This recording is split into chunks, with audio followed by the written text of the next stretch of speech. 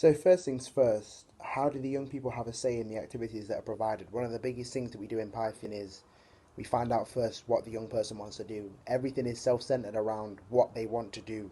So for example, with this tennis program, the first thing we say to them every week is, what do you want to do? If they say they just want to have a game, at the end of the day, I'm not there to be their coach.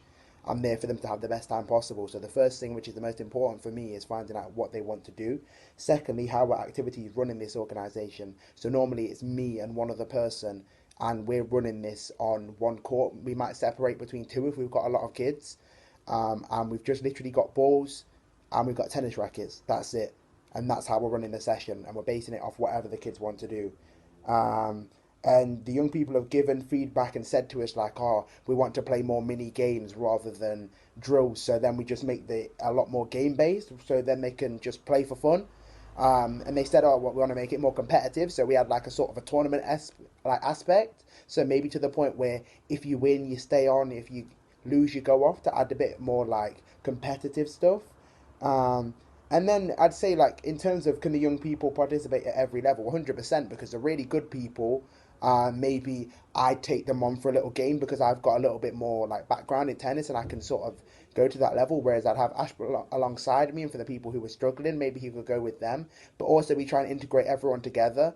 Because one of the biggest things at Python is including everyone. We don't really want people to feel like they're better or not. We sort of add constraints. So, for example, for the people who were really good, maybe we say, okay, so you can only hit backhands then. Whereas for the people who are struggling, we give them sort of slower balls and make it a little bit easier for them. And then how would this benefit the young people in the area? It obviously benefited a lot of young people, which is why we got so many people come into our sessions. Loads of people really enjoyed the tennis sessions, and to be at a point where you're 11, 12, 13 years old and you're going to the Nottingham Tennis Centre, which is where people like Andy Murray go. Do you know what I mean? One of the biggest tennis centres in the whole of the UK.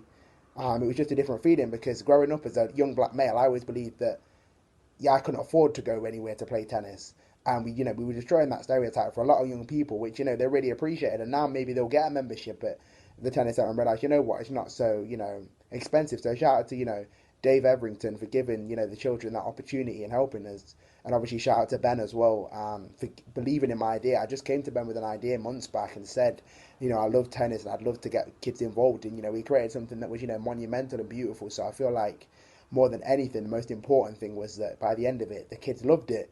There were certain kids who said that they never really liked tennis, but now they understood it. Growing up, I didn't like tennis. I was all about football. But when I understood it and I played it, and I realized that it's something where my culture can get involved and everyone can get involved despite whatever ability, anything, then I really enjoyed it. So yeah.